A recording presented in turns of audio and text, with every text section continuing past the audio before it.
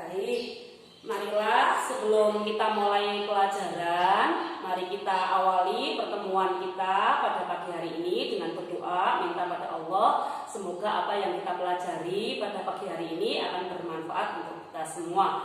Berdoa mulai. Bismillahirrahmanirrahim. Rabbi zidni ilma warzuqni fahma. Rabbi shrah li sadri wa yassir li amri wahlul 'uqdatam min lisani yafqahu qawli. Amin ya rabbal alamin. Baik anak-anakku, pada kesempatan pagi hari ini kita akan melanjutkan materi PPKN yang kemarin sudah Bu Yani terangkan. Kali ini kita akan melanjutkan materi tentang keberagaman budaya yang ada di Indonesia. Namun sebelumnya Bu Yani mau tanya, coba siapa di antara kalian yang belum melaksanakan sholat duha dan tadarus pagi? Yang belum melaksanakan sholat duha dan tadarus pagi? Oh ya, ada yang belum ya? Nanti setelah kita melaksanakan meeting, nanti silakan segera kalian ambil wudhu dan kemudian melaksanakan sholat duha. Jangan sampai lupa ya nak. Kalian kan punya cita-cita. Jadi kalau kalian selalu merutinkan sholat duha, insya Allah nanti cita-cita kamu akan tercapai. Jadi jangan sampai lupa, setiap hari ini harus dilaksanakan. Ini gunanya bukan untuk Bu Yani, tapi untuk kalian semua. Ya, sudah siap untuk alat tulisnya? Apakah sudah siap? Sudah siap? Baik, kalau sudah siap, akan Bu Yani mulai untuk materinya. Bu Yani saya nih, kalian lihat.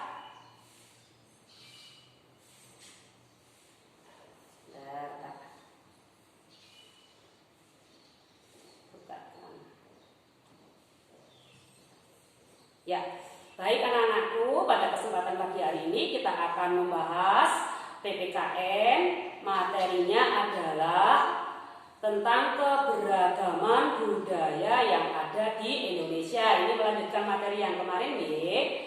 Nah, mari kita langsung saja masuk pada materi tentang keberagaman budaya yang ada di Indonesia.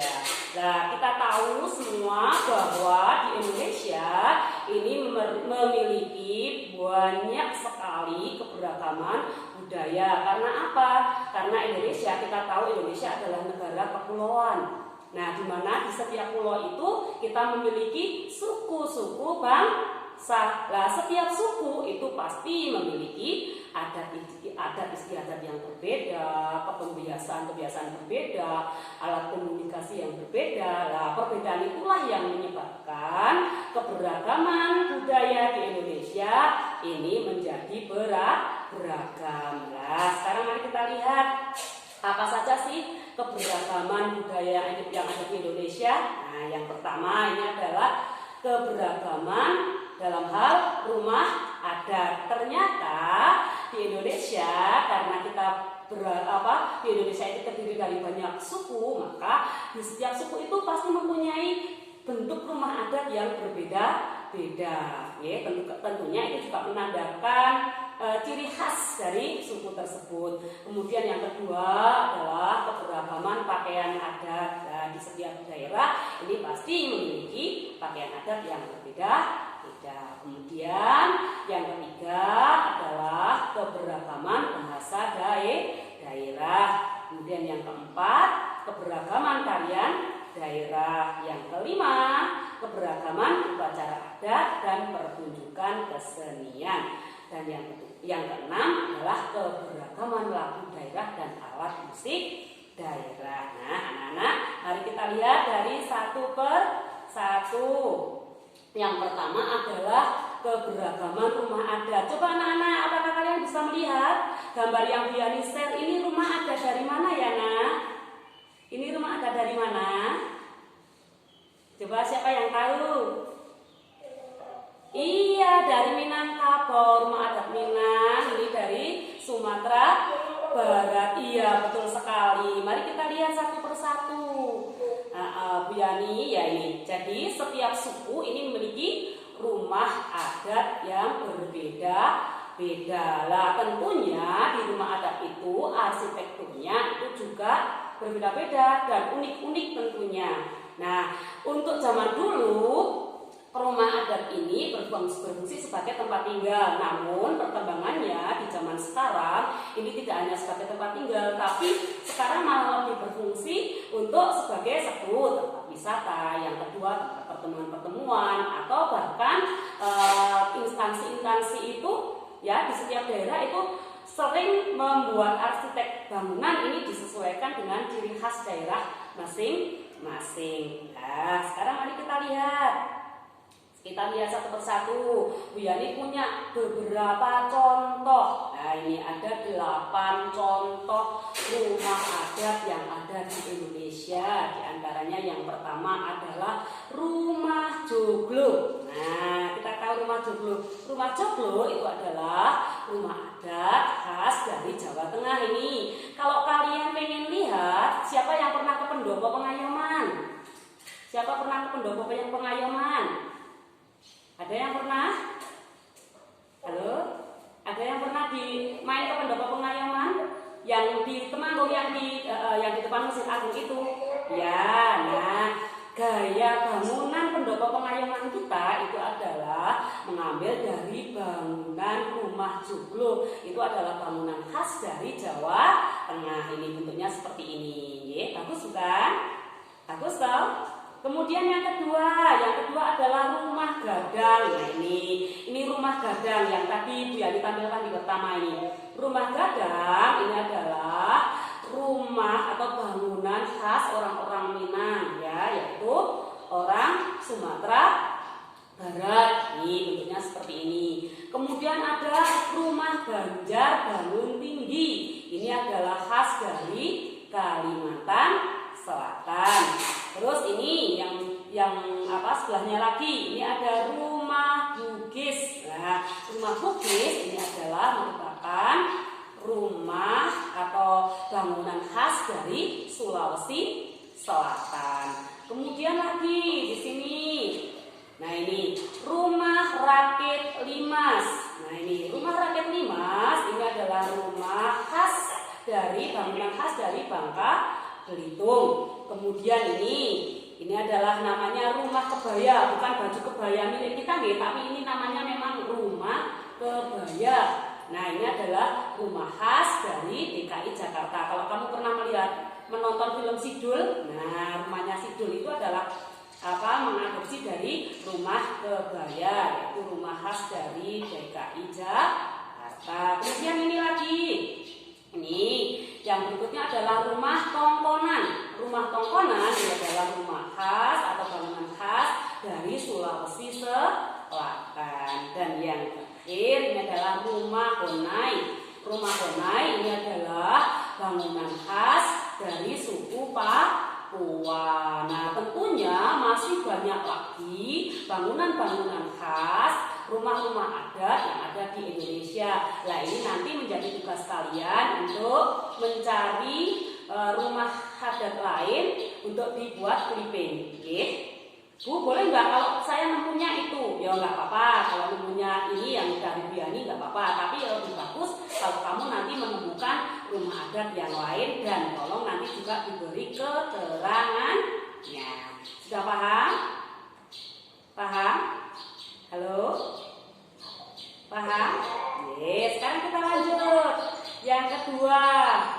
Nah, ini agar manfaat dari keberagaman rumah adat dapat kita rasakan, maka apa yang harus kita lakukan? Yang harus kita lakukan, kita harus menerapkan persatuan dan kesatuan. Caranya adalah yang pertama, memuji bentuk rumah adat dari daerah lain. Jadi ketika kita melihat ada bangunan daerah lain, kamu tadi melihat rumah Honai, jangan kamu, rumah Honai kok kayak gitu ya, kesannya kumuh. Jangan seperti itu. Nah, pasti di setiap bangunan itu mempunyai kelebihan. Jadi kita saling menghargai bentuk bangunan dari daerah lain.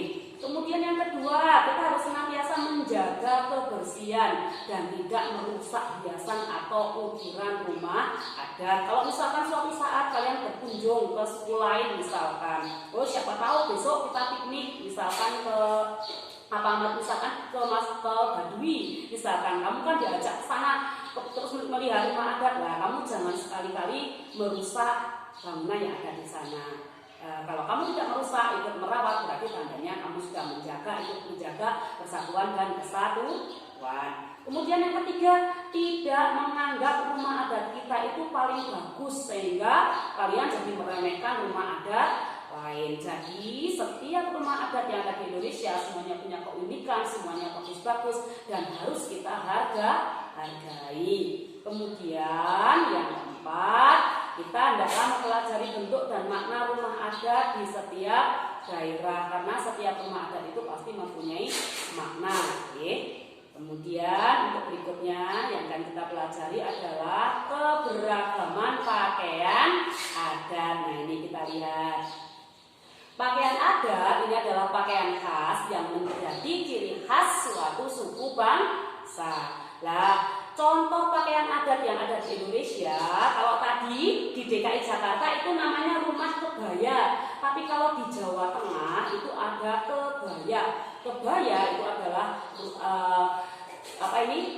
baju khas atau baju adat, pakaian adat khas Jawa Tengah. Kalau rumah adatnya itu dari DKI, tapi kalau baju pakaian adat itu adalah kebaya, itu adalah asalnya dari Jawa Tengah. Nanti kita lihat satu-satu, lihat gambarnya sekalian aja nih. Nah ini kita lihat di sini ada ini yang pertama baju kebaya seperti ini. Ini sudah modern, sudah modern. Kalau kamu melihat prosesi pernikahan yang Jawa asli ini kebayanya itu tidak menjulang sini, tidak panjang seperti ini, tapi cuma sampai segini sampai sepinggul. Nah ini sudah modifikasi, tapi ini juga masih termasuk dalam pakaian kebaya. Ini asalnya dari Jawa Tengah. Kemudian ini ada baju mandar. Baju mandar ini adalah baju khas dari Sulawesi Barat. Kemudian ini ada koteka. Waduh, kamu jangan bilang waduh ini porno gitu ya.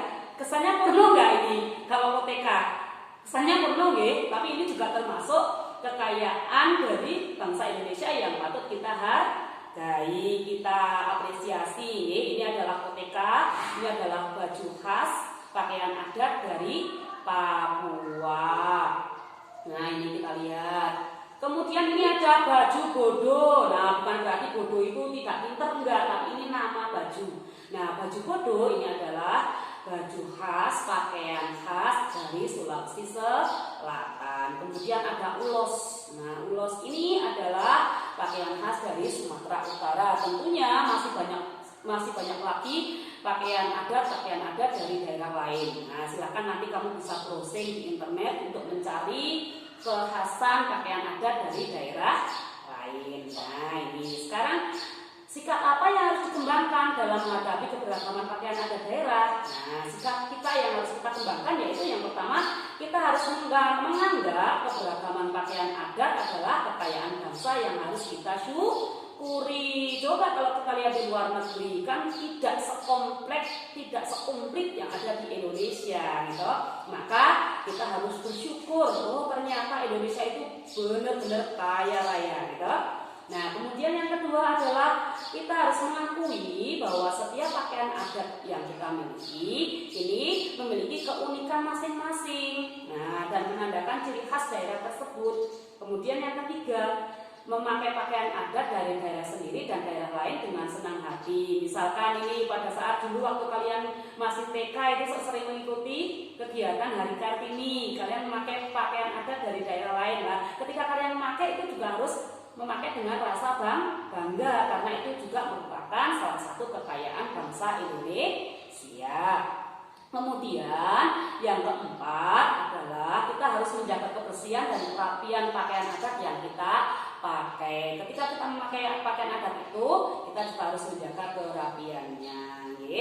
Nah, biasanya di zaman sekarang pakaian adat ini dipergunakan untuk upacara-upacara pernikahan atau upacara-upacara adat. Yang nanti upacara adat akan kita bahas di materi yang terakhir. Nah, sekarang kita lihat yang berikutnya adalah keberagaman bahasa daerah. Tadi Dian sudah jelaskan bahwa Indonesia ini terdiri dari banyak sekali pulau dan tentunya di setiap pulau itu masing-masing masyarakat ini mempunyai alat komunikasi yang berbeda. berbeda.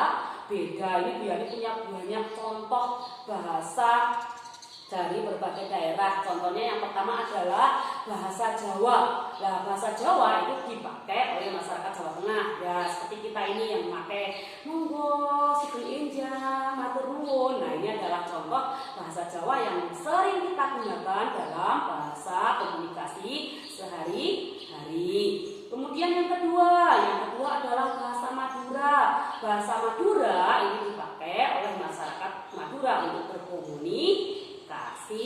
Oke. Ada yang bisa salah satu ucapan dari masyarakat Madura? Ada? Halo? Siapa yang pernah beli sate Madura? Halo? Anak-anak? Iya, pernah mendengar percakapan orang Madura? Biasanya percakapannya agak cepat gitu ya. Ya? Pernah? Ada yang bisa menirukan salah satu dialek orang Madura? Ada? Ada? Oh ya, nanti coba kalau kamu pas kebetulan beli sate Madura, bilang sama penjualnya, Mang, tolong bahasa Madura pakai bahasa Madura dong, saya pengen dengar gitu. Nanti kan bahasanya khas sekali, coba. Kemudian yang kedua adalah bahasa Sunda. Bahasa Sunda adalah pernah ya. Biasanya agak cepat ya kalau bahasa Madura nih. Kemudian yang ketiga itu adalah bahasa Sunda. Bahasa Sunda itu adalah bahasa yang dipakai oleh masyarakat Sunda atau sebagian wilayah di Jawa Barat. Iya, ada yang punya saudara dari Jawa Barat? Ada? Kalau mau punya kalau mau anak cantik gitu, Neng Gelis gitu ya. Kalau mau anak ganteng gitu, Asep gitu ya. Seperti itu nggih.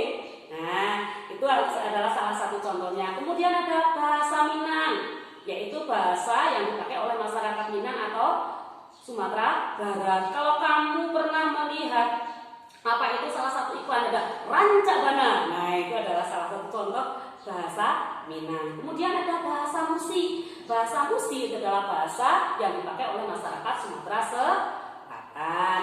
Kemudian ada bahasa Melayu. Bahasa Melayu itu tidak hanya dipakai oleh masyarakat yang ada di Malaysia, tapi kita di Indonesia itu ada juga masyarakat kita yang menggunakan bahasa Melayu, yaitu masyarakat Riau. Bahasanya hampir sama dengan bahasanya Upin Ipin. Kalian kan tahu tak bahasa Upin Ipin? Salah satunya gimana coba bahasa Upin Ipin? Bahasa Upin Ipin. Kalau mau mobil itu kereta, gitu ya. Kalau mau mobil kereta. Kemudian kalau mau apa lagi? Yuk.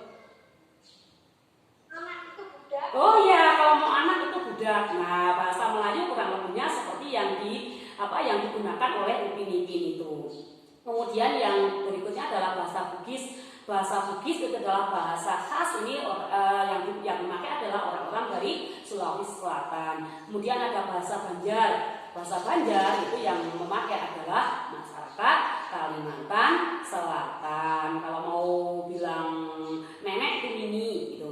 Nini Jawa, Nini Kalimantan. Nah, seperti itu. Kemudian kalau bahasa Betawi itu adalah bahasa yang digunakan oleh masyarakat Betawi atau masyarakat Jakarta. Nah, bahasa Betawi biasanya pakai apa? Pakai apa kalau bahasa Betawi? Ayo. Uak gitu ya, kata-kata uak gitu ya. Yang dipakai sidul. Kalau kamu pernah melihat film Sidul, itu adalah bahasa yang dipakai adalah bahasa Betawi. Kemudian ada bahasa Bali. Bahasa Bali itu dipakai oleh masyarakat Bali. Tentunya kalau kalian pernah main ke Bali, ini kalian pasti pernah mendengar bahasa Bali, gitu ya. Dan tentunya masih banyak lagi. Nah, ini sekarang cara menghargainya gimana? Cara menghargainya adalah satu, kita mempelajari bahasa setempat. Nah, kalau kalian orang Jawa ya kalian harus mau belajar bahasa Jawa. Itu tandanya kalian nguri-uri atau melestarikan budaya Jawa. Kemudian yang kedua adalah kita harus menghormati warga setempat yang menggunakan bahasa daerah tersebut. Kalau misalkan ada teman kalian yang menggunakan bahasa Jawa, jangan dibilang katrok, jangan dibilang itu desok. Justru kalian harus menghargai, ternyata teman-teman kita ini masih banyak yang melestarikan bahasa daerah. Nah, ini sampoyo wah desa gitu jangan nggih. Nah, kemudian yang berikutnya adalah keberagaman tarian daerah. Kalian lihat ini, waduh, ono tarian kok wong mbligung kabeh. Itu tari apa itu? Salah satu tarian khas dari mana ini coba? Kalau kalian lihat. Dari Bali, betul sekali. Namanya tari apa, Nak? Namanya tari apa? Namanya tari kecak, betul sekali. Nah, sekarang kita lihat. Pernah ada yang pernah lihat tari kecak? Ada yang pernah lihat? Tari kecak. Oh, di TV. Kalau ada yang pernah ke Bali, pasti kalian pernah melihat tarian ini. Iya. Oh, kalau belum pernah, besok insya Allah kalau kalian sudah di SMA, kalian akan diajak ini ke Bali. Pasti kalian besok akan melihat salah satu pertunjukan tari kecak. Oh, udah ada yang udah nonton langsung ya? Ya. Yuk sekarang kita lihat keberagaman tarian daerah. Bu Yani punya beberapa contoh ini. Langsung aja di sini. Nah, ini yang pertama. Yang pertama, ini Bu Yani punya contoh seorang gadis sedang memperagakan tarian gambyong. Nah, tari gambyong itu adalah tari khas dari Jawa Tengah. Nanti kalian bisa melihat browsing di internet. Tari gambyong itu menjelaskan tentang apa toh? Nah, ini nanti kamu bisa lihat. Kemudian yang kedua ini Bu Guru punya contoh ini, gambar ini ada banyak orang berjajar rapi sedang melakukan tarian, gerakannya sama. Ini adalah tari saman dari Aceh. Kalau kalian pernah melihat pembukaan SEA Games, itu pernah SEA Games kita ini menampilkan tari masal tari saman. Ini adalah asalnya dari Aceh dengan gerakan yang sangat cepat. Pernah melihat di TV? Pernah? Halo? Pernah. Bagus tidak tari saman? Bagus ya? Bagus ya? Bisa kompak. Ini adalah salah satu contoh tarian yang menandakan kekompakan. Ini adalah tari saman yang asalnya dari Aceh. Kalau tari gambyong ini menandakan kelurusan. Nah, menandakan bahwa orang Jawa itu adalah orang-orang yang gandus lurus, cantik-cantik, pandai bersolek, pandai berhias. Nah, ini adalah yang tari gambyong ini menggambarkannya seperti itu kurang lebihnya. Kemudian yang berikutnya adalah Bu Yani punya contoh gambar tari pendet. Nah, tentunya kalian sudah nggak asing kok kalau modelnya seperti itu pasti itu adalah tari khas dari Bali gitu ya. Kemudian bawahnya lagi kita lihat. Nah, ini adalah tari jaipong. Pernah? Ada yang pernah? Siapa yang pernah menonton pertunjukannya Sandrina? Sang penari jaipong dari Jawa Barat. Pernah nggih? Nah, tarian yang sering dibawakan oleh Sandrina itu adalah tarian jaipong yang khas ini dari Jawa Barat.